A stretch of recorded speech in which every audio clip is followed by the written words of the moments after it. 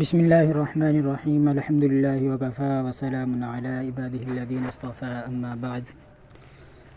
فاعوذ باللہ من الشیطان الرجیم بسم اللہ الرحمن الرحیم وقرن فی بیوتکن ولا تبرجن تبرج الجاہلیۃ الاولی وقال تعالی فی مقام آخر یا ایہا النبی قل لازواجک وبناتک ونساء المؤمنین یدنین علیہن من جلابیبہن وقال النبي صلى الله عليه وسلم عن عائشة رضي الله تعالى عنه قال النبي صلى الله عليه وسلم لو كان النبي صلى الله عليه وسلم رأى ما رأينا لمنع نساءنا كما منعت نساء بني إسرائيل وقال النبي صلى الله عليه وسلم لا تمنعوا إيماء الله من المساجد وعن حفصة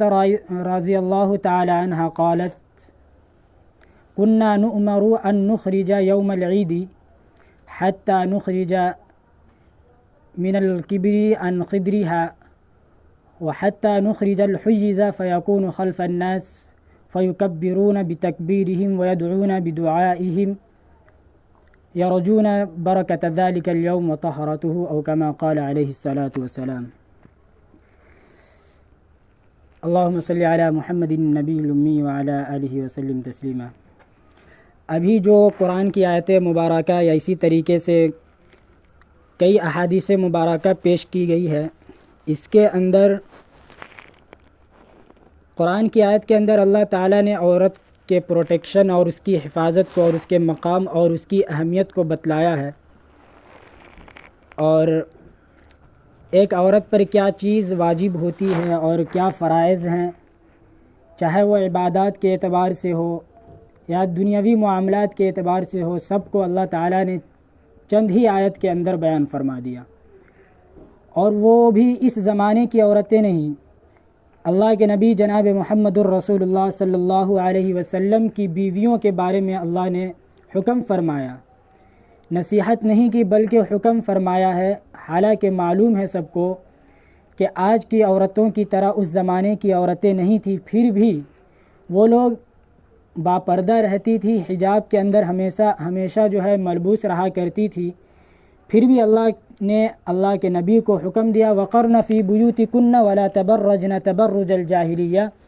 کہ اے اللہ کے نبی، اے نبی آپ اپنی عورتوں سے کہہ دیجئے کہ اپنے گھروں میں رہیں۔ پھر آگے فرمائے ولا تبرجن تبرج الجاہلیۃ الاولی، اور اپنے بناؤ سنگھار کو جو ہے زمانہ جاہلیت کی عورتوں کی طرح مردوں کو دکھاتی نہ پھرے۔ اور اسی طریقے سے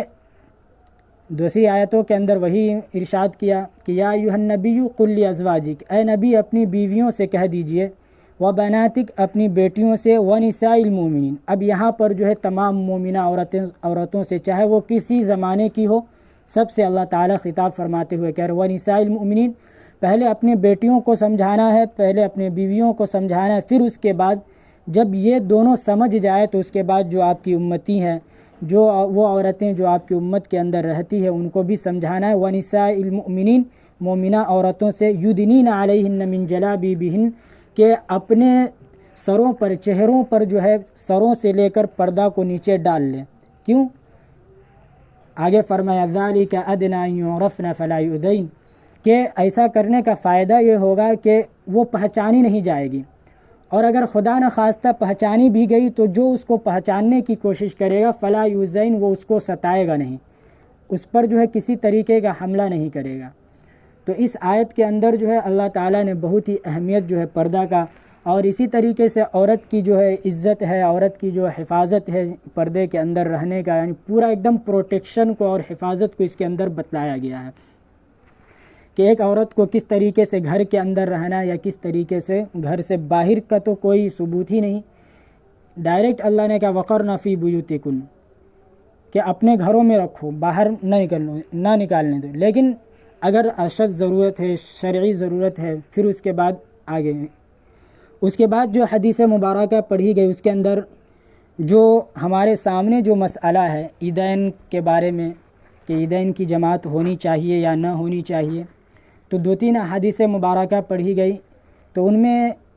ایک دو حدیث ایسی ہیں جس کے اندر اللہ کے نبی نے عورتوں کو مسجد کے اندر یا عیدگاہ کے اندر جانے کی اجازت دی ہے، لیکن بعد میں جا کے اس کی ممانعت بھی یعنی اس کو منع بھی کر دیا گیا۔ پہلی حدیث لا تمنعوا ایماء اللہ من المساجد، کہ عورتوں کو یعنی اللہ کی بندیوں کو مسجد میں آنے سے نہ روکو۔ تو اس حدیث کا جو مطلب ہے یا یہ حدیث اللہ کے نبی نے کب کہا، اس پر جو شان نزول ہے کہ چاہے قرآن کی کوئی بھی آیت اتری ہو یا اسی طریقے سے حدیث مبارکہ اللہ کے نبی نے کسی بھی موقع پر کہا ہو تو اس حدیث کے کہنے کا کوئی نہ کوئی مقصد ہوتا تھا۔ تو اسی طریقے سے یہ جو لا تمنعوا ایماء اللہ من المساجد کہ عورتوں کو جو ہے مسجد میں آنے سے نہ روکو، اس کا مطلب یہ ہے کہ جب اسلام شروعاتی زمانے میں شروعاتی وقت میں جب اس دنیا کے اندر اسلام پھیلا، اللہ کے نبی کو نبوت عطا کی گئی، اس کے بعد جو عورتیں تھیں وہ کافر تھیں،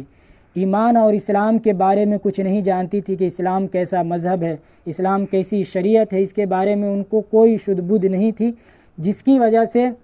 جب صحابہ کرام کے درمیان اللہ کے نبی اسلام کی باتیں کرتے تھے اور اسلام اللہ کی وحدانیت کو یا اللہ کی باتیں قرآن اور حدیث کی باتیں کرتے تو صحابہ جا کر اپنی بیویوں سے کہتے، اپنی بیٹیوں اپنے گھر کی عورتوں سے کہتے تو ان کے اندر شوق اور جذبہ پیدا ہوتا اور وہ بھی کہتے کہ ہم بھی جائیں گے مسجد میں، ہم بھی جائیں گے، اللہ کے نبی کی بات سنیں گے، قرآن اور حدیث اور دین کی بات سنیں گے۔ تو یہی شکایت لے کر صحابہ جو اللہ کے نبی کے دربار میں پہنچتے تو اللہ کے نبی کہتے اس زمانے کے اعتبار سے کہ ٹھیک ہے کہ تم اپنی عورتوں کو بھی جو ہے مسجد میں لایا کرو، یعنی ان کو بھی جو ہے اس سے شد بد ہو جائے، کیونکہ اس زمانے میں صحابہ کے پاس بھی علم صحیح سے نہیں تھا، ان کے پاس بھی علم جو ہے وہ صحیح طور پر مہیا نہیں تھی، جس کی وجہ سے اگر صحابہ کوئی بات بتلاتے تو ضروری نہیں، نبی کوئی بات بتلاتے تو ضروری نہیں ہے کہ ہو بہو یعنی جس طریقے سے نبی بتلا ان کو وہ ایز اٹ یعنی ہو بہو جو ہے وہ ان کو نقل کر دے اپنی بیویوں کے پاس، ایسا نہیں ہو سکتا تھا۔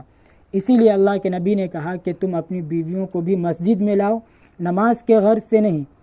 پہلی حدیث جو پڑھی گئی لا تمنعوا ایماء اللہ من المساجد کہ اپنی بیویوں کو مسجد کے اندر لاؤ، یہاں پر نماز کا ذکر نہیں، یہ نہیں کہ نماز پڑھنے کے، بلکہ یہاں پر مطلب یہ ہے کہ جو دین کی باتیں بتلائی جاتی ہے، قرآن و حدیث کی جو باتیں بتلائی جاتی ہیں اس کو سنیں، پھر جا کر اپنے گھروں کے اندر عمل کریں۔ تو اسی حدیث کے خلاف ایک اور حدیث اللہ کے نبی نے اسی زمانے میں کہا، جب صحابہ نے ان سے اللہ کے نبی سے کہا کہ ایسی ایسی بات ہے تو اللہ کے نبی نے کہا کہ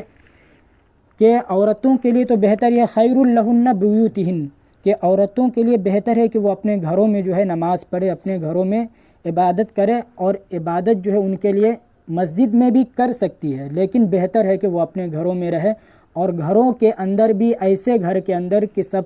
گھر کے اندر جو سب سے آخر والا جو کمرہ ہو، جہاں پر ایک الگ سی کوٹری ہو جہاں پر کوئی پہنچ نہ سکے، وہاں پر ان کو عبادت کرنے کو کہو۔ یہ مسجد میں آنے سے ان کے لیے زیادہ افضل اور زیادہ بہتر ہے کہ وہ اپنے گھروں کے اندر عبادت کرے۔ تو یہ ایک حدیث ہے، بخاری شریف کی حدیث ہے لا تمنعوا ایماء اللہ من المساجد کہ عورتوں کو یا اللہ کی بندیوں کو مسجد میں آنے سے منع مت کرو۔ اسی طریقے سے عیدین کے بارے میں بھی کئی احادیث ہیں، سب صحیح ہے، صحیح البخاری ہی کی حدیث ہے، جس کے اندر حضرت حفصہ رضی اللہ تعالی عنہ جو حضور صلی اللہ علیہ وسلم کی بیوی ہیں وہ نقل کرتی ہیں کہ کننا نؤمر ان نخرج کہ ہم لوگوں کو اللہ کے نبی نے حکم دیا تھا ان نخرج یوم العید کہ عید کے دن اپنے گھروں سے نکلے۔ پھر اس کے بعد آگے حتی نخرج عن الکبر من خدریہا چاہے وہ عورتیں جو باکرہ ہے، باکرہ کا مطلب جو پیریڈ میں نہیں ہے، جو حالت حیض میں نہیں ہے، وہ بھی نکلے۔ پھر اس کے بعد فرمایا حتی نخرج الحیضہ کہ وہ عورتیں جو پیریڈ میں ہے یعنی جو حالت حیض میں ہے وہ بھی نکلے، یعنی دونوں کو نکلنے کا حکم دیا گیا۔ اب دونوں کے جو احکام ہیں وہ آگے اللہ کے نبی نے خود بیان فرمایا کہ ایک تو جائے گی تو عیدگاہ کے اندر جا کر نماز پڑھے گی، یعنی مرد کے پیچھے اپنا نماز پڑھے گی، مرد اللہ اکبر کہے گا تو یعنی امام جو اللہ اکبر کہے گا تو وہ بھی اللہ اکبر کہے گی، وہ تکبیر کہیں گے، سلام کریں گے، دعا کریں گے اور حمد و ثنا کریں گے، تو یہ بھی پیچھے یعنی ان کو فالو کرے گی، ان کی طرح کرے گی۔ تو یہ باکرہ یعنی جو حالت حیض میں نہیں ہے ان کے بارے میں کہا، اور کہا کہ جو اس میں ہے حالت حیض میں ہے ان کے بارے میں کہا کہ وہ جائے گی لیکن نماز نہیں پڑھے گی، عیدگاہ تک تو جائے گی، نماز نہیں پڑھے گی، نمازیوں کے ساتھ جو ہے وہ شرکت نہیں کرے گی، لیکن فیکبرون بتکبیرہم،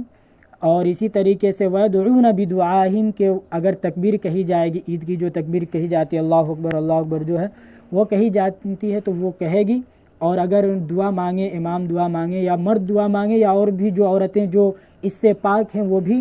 دعا مانگیں تو ان کے ساتھ یہ جو حالت حیض میں ہے وہ بھی دعا مانگے گی۔ کیوں؟ اس لیے کہ یرجون برکت ذلک اليوم، تاکہ وہ اس دن کے یعنی عید کے دن کے برکت کو حاصل کر سکے، وطہارتہ، اور اس کی پاکیزگی کو، یعنی عید کا دن جو یا عیدین، عید الفطر ہو یا عید الاضحیٰ ہو، یہ جو بابرکت دن ہے اس کی برکت کو وہ حاصل کر سکے۔ تو یہ احادیث ہیں،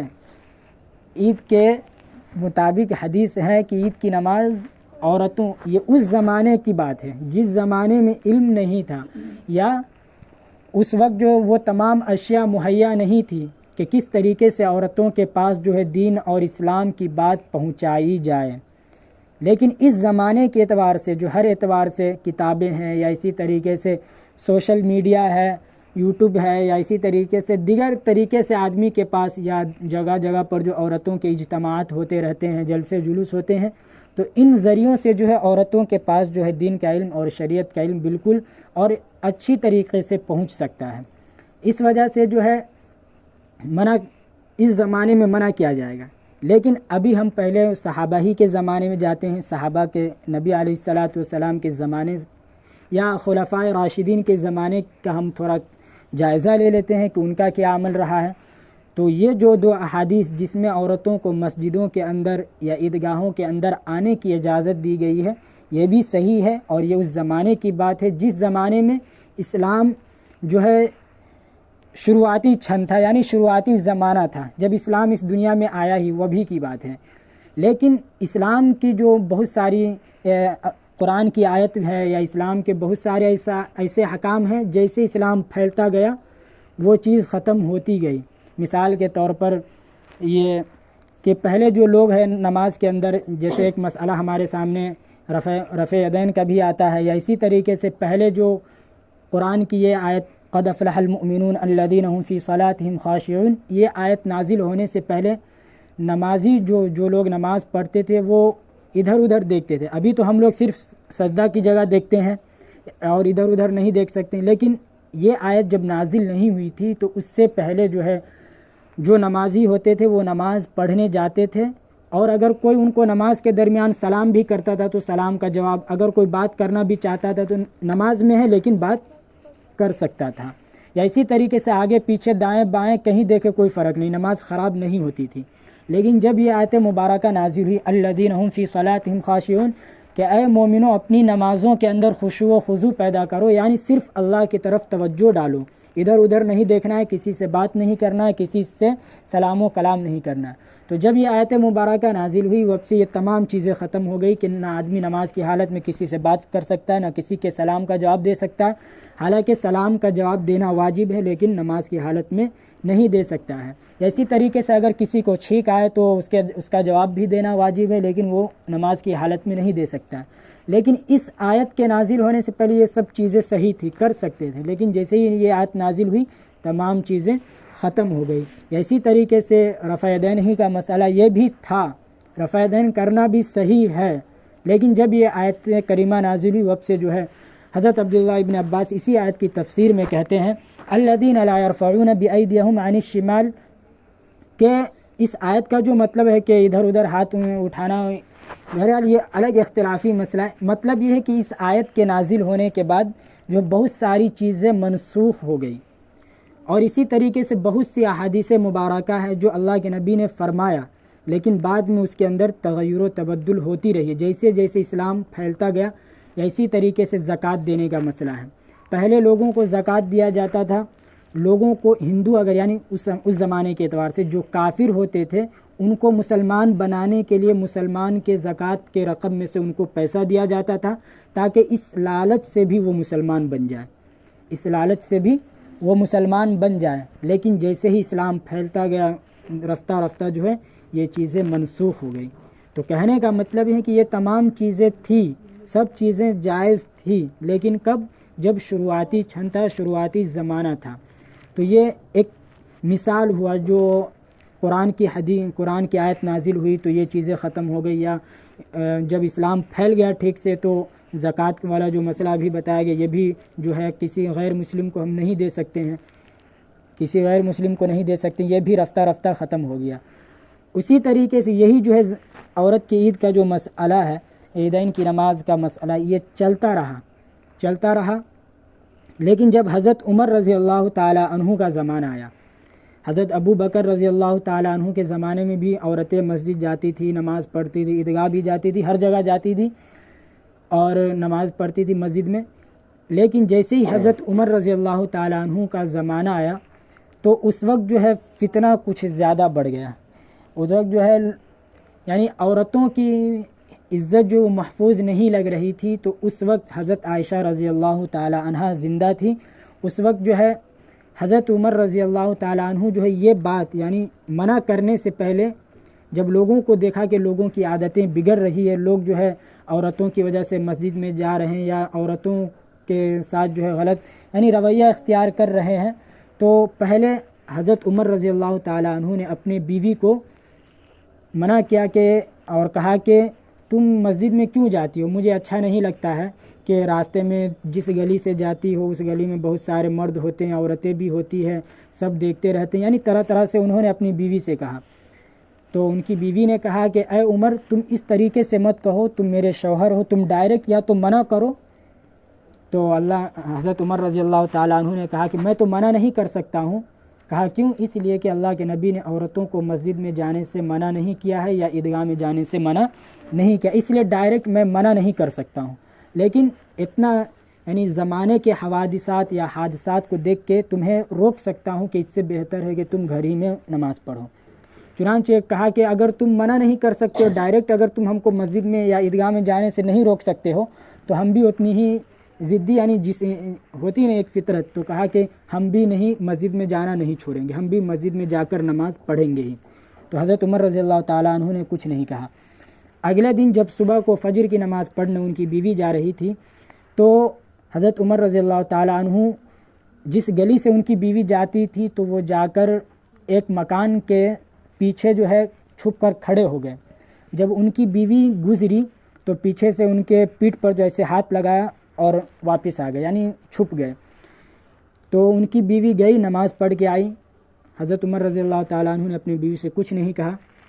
دیکھتے ہیں کہ اس کا ریئیکشن کیا ہوتا ہے، یعنی کیسا ان کو احساس ہوتا ہے اور محسوس کیا کرتی ہیں، اس وجہ سے انہوں نے کچھ نہیں کہا۔ اگلے دن حضرت عمر رضی اللہ تعالیٰ عنہ پھر فجر میں گئے، نماز پڑھ کے آئے اور اپنی بیوی کو دیکھا کہ وہ وہیں پر ہے، یعنی پڑھنے نماز نہیں گئی، اور پوچھا کہ تم نماز پڑھنے کیوں نہیں گئی؟ تو کہا کہ کیا کہوں اے عمر، لوگ اتنے بدنیت ہو چکے ہیں، لوگوں کے اندر اتنے یعنی غلط نیت کے لوگ ہو چکے ہیں کہ مجھے ڈر لگ رہا ہے، مجھے اپنے عزت کی حفاظت ضروری ہے۔ اور اسی دن سے وہ حضرت عمر رضی اللہ تعالیٰ عنہ کی بیوی جو ہے مسجد میں جانا چھوڑ دی۔ تو یہی پہلے انہوں نے اپنی بیوی کو آزما لیا کہ کیا ہوتا ہے۔ جب لگا کہ ان کی عزت محفوظ نہیں، عورتوں کی عزت محفوظ نہیں ہے، تو اس وقت حضرت عائشہ رضی اللہ تعالیٰ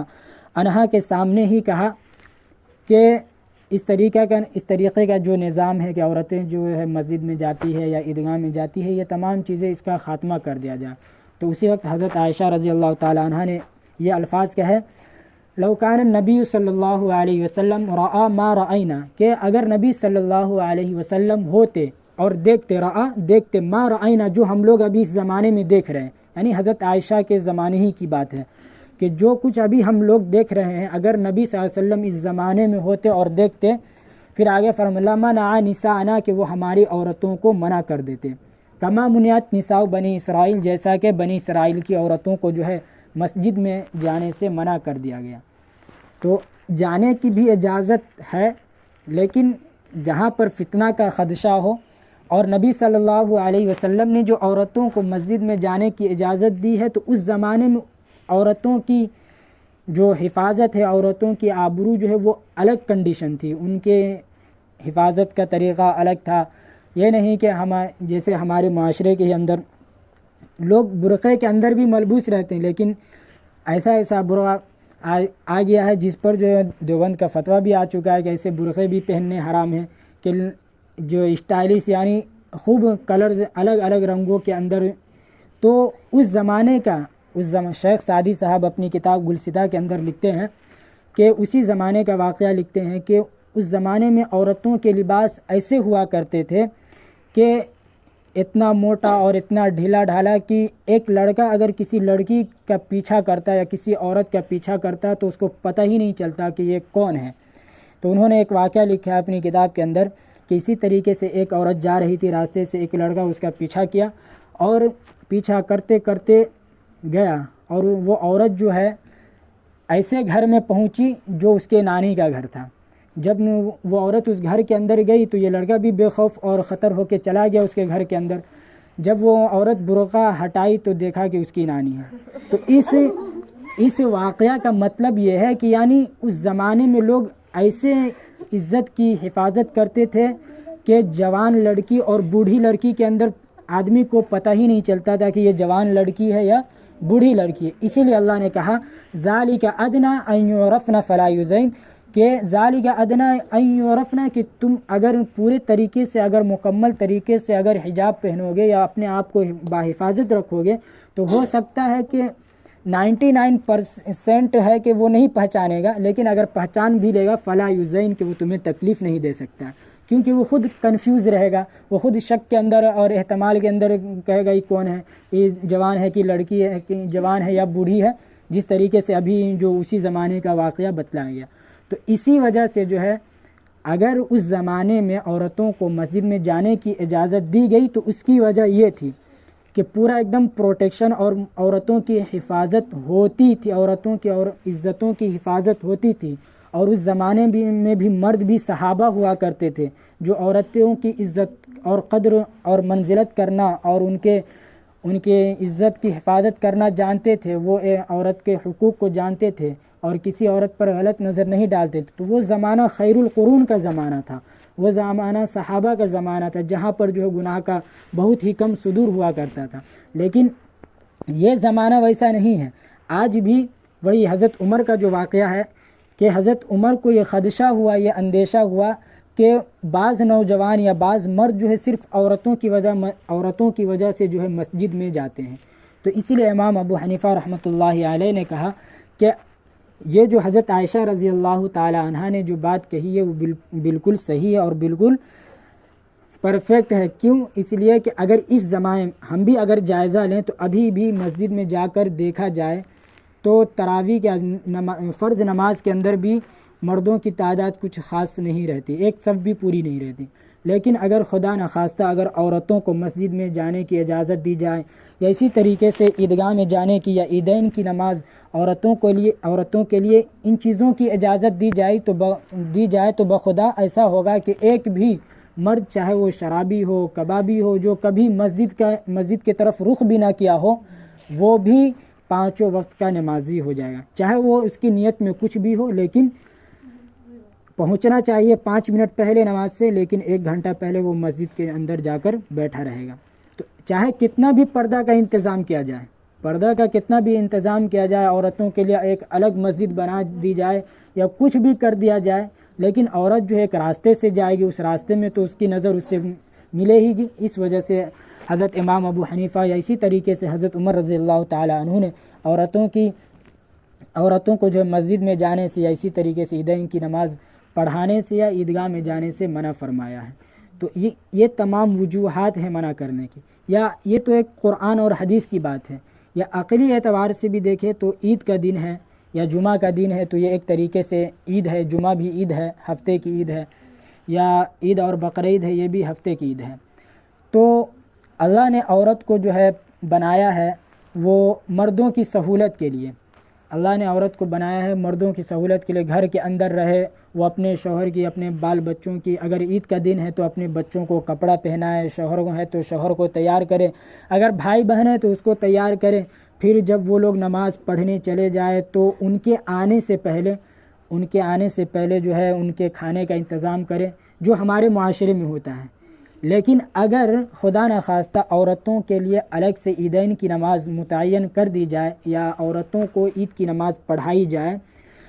تو یہاں پر جو ہے بعض شوہر تو طلاق دیں گے،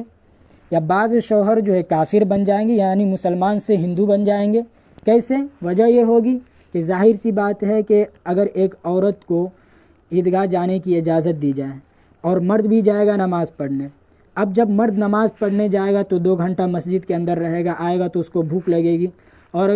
گھر پہ آ کر برتن کو ڈھنائے گا، اور بیوی یا اس کی ماں جو ہے گھر پہ نہیں رہے گی، تو ظاہر سی بات ہے اس کو غصہ آئے گا، اور وہ اگر تھوڑا الگ دماغ کا رہے گا تو ڈائریکٹ طلاق کی گولی اور طلاق دے دے گا۔ یا اگر وہ نرم انداز والا بھی ہے، نرم مزاج کا بھی ہے، تو وہ کہے گا کہ بڑکی نماز پڑھے والی آ گئے۔ جیسے ہی وہ کہے گا کہ بڑکی نماز پڑھنے والی آ گئی ہے، تو گویا کہ اب تک وہ مسلمان تھا، لیکن یہ جملہ کہنے کے بعد وہ کافر ہو گیا۔ تو صرف ایک عورت کے نماز پڑھنے کی وجہ سے اس کا شوہر یا اس کا باپ یا اس کا بھائی جو ہے وہ ایمان والے سے جو ہے کافر، مومن سے جو ہے کافر بن گیا۔ تو یہ تمام مصلحت ہے، اللہ تعالیٰ یا اللہ کے نبی یا صحابہ نے جو کام بھی کیا ہے سب کے اندر کوئی نہ کوئی مصلحت ہے، یا ہمارے بڑے جو بزرگ ہیں، علماء کرام ہیں، کسی چیز سے منع کرتے ہیں تو وہ کوئی نہ کوئی مصلحت ہے۔ رہی بات کہ یہ بھی اختلاف ہوتا ہے کہ عورتیں ہر جگہ جاتی ہے، بازار جاتی ہے، شاپنگ کرنے جاتی ہے، مارکیٹ میں جاتی ہے، تو یعنی غلط جگہوں پر جاتی ہے تو بہت اچھا، وہاں پر بھی جاتی ہے تو جہاں پر جانی نہیں چاہیے